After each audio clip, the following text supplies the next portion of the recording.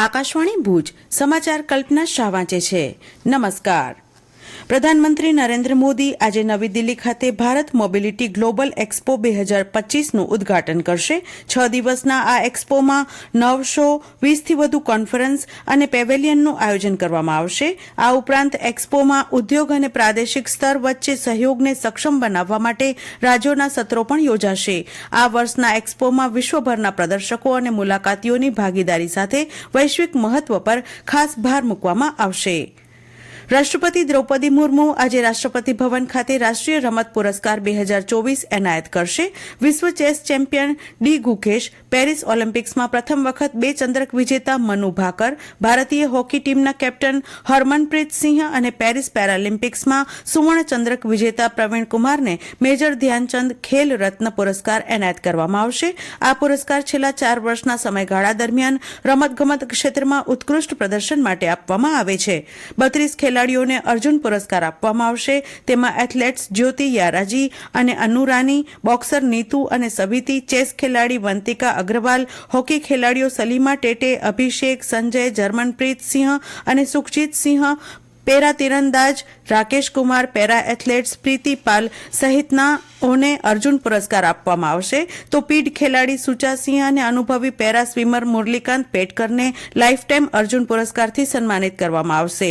Para shooting coach Subhash Rana, shooting coach Deepali Deshpande, hockey coach Sandeep Sangwan, badminton coach S Muralidharan અને football coach Armando Agnelo કોલોકોને દ્રોણાચાર્ય પુરસ્કાર આપવામાં આવશે. કેન્દ્રીય મંત્રીમંડળે 8મા પગાર પંચની રચનાને મંજૂરી આપી દીધી છે, જે કેન્દ્ર સરકારના કર્મચારીઓના પગારમાં અને નિવૃત્ત કર્મચારીઓના પેન્શનમાં વધારાના મુદ્દે નિર્ણય લેશે. આ નિર્ણયથી કેન્દ્ર સરકારના 50 લાખ કર્મચારીઓને લાભ થશે, જેમાં સંરક્ષણ કર્મચારીઓનો સમાવેશ થાય છે.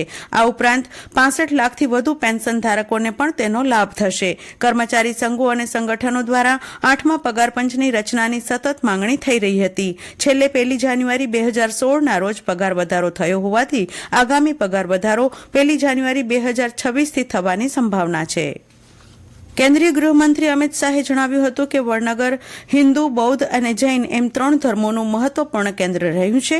ગઈકાલે વડનગરમાં 400 કરોડ રૂપિયાથી વધુના વિવિધ વિકાસ પ્રોજેક્ટ્સના ઉદ્ઘાટન પ્રસંગે બોલતા શ્રી શાહે કહ્યું, વડનગરને ભારત અને વિશ્વના નકશા પર સ્થાન આપી રહ્યા છીએ. તેમણે પ્રધાનમંત્રી નરેન્દ્ર મોદીના વતન શહેરને ઇતિહાસ અને પરંપરાઓની ભૂમિ ગણાવી હતી. શ્રી શાહે 298 કરોડ રૂપિયાના ખર્ચે નિર્મિત પુરાતત્વીય અનુભવાત્મક સંગ્રહાલયનું ઉદ્ઘાટન કર્યું. આ સંગ્રહાલય વડનગરના 2500 વર્ષથી વધુના સાંસ્કૃતિક વારસાને પ્રદર્શિત કરે છે. આ અગાઉ ગૃહમંત્રીએ મ્યુઝિકલ મ્યુઝિયમની પ્રગતિની સમીક્ષા કરી અને પ્રધાનમંત્રી મોદીની જીવનયાત્રાને દર્શાવતી એક ફિલ્મનું અનાવરણ કર્યું. તેમણે 72 કરોડ રૂપિયાના ખર્ચે નવીનીકરણ કરાયેલ પ્રોજેક્ટ પ્રેરણા સંકુલનું પણ ઉદ્ઘાટન કર્યું. આ શાળામાં પ્રધાનમંત્રીએ પોતાનું પ્રાથમિક શિક્ષણ મેળવ્યું હતું. 33.5 કરોડ રૂપિયાના સ્પોર્ટ્સ કોમ્પ્લેક્સના ઉદ્ઘાટન દરમિયાન શ્રી શાહે જણાવ્યું, હવે વડનગરના રમતવીરો પણ 2026 ઓલિમ્પિકમાં ભારતનું પ્રતિનિધિત્વ કરશે. બેટી બચાવો બેટી પઢાઓ યોજનાને 10 વર્ષ પૂર્ણ થતાં તેની ઉજવણીના ભાગરૂપે સમગ્ર દેશમાં 22 જાન્યુઆરી 2025ના રોજ વિવિધ કાર્યક્રમો યોજાશે. જે અંતર્ગત કચ્છ જિલ્લા ખાતે જિલ્લા કલેક્ટર અમિત અરોરાના માર્ગદર્શન હેઠળ જિલ્લા મહિલા અને બાળ અધિકારીની કચેરી દ્વારા દીકરીઓના ગૌરવ અને મનોબળ વધારવાના હેતુથી એક સામ બેટીઓ કે નામ કાર્યક્રમનું આયોજન કરવામાં આવેલ છે. આ કાર્યક્રમ અંતર્ગત પ્રાઇડ વોક વિથ ડોટર અને ડાન્સ વિથ ડોટર તેમજ અન્ય સાંસ્કૃતિક કાર્યક્રમોનું આયોજન કરવામાં આવશે, જેનો હેતુ દીકરીઓના ગૌરવને વધારવાનો છે.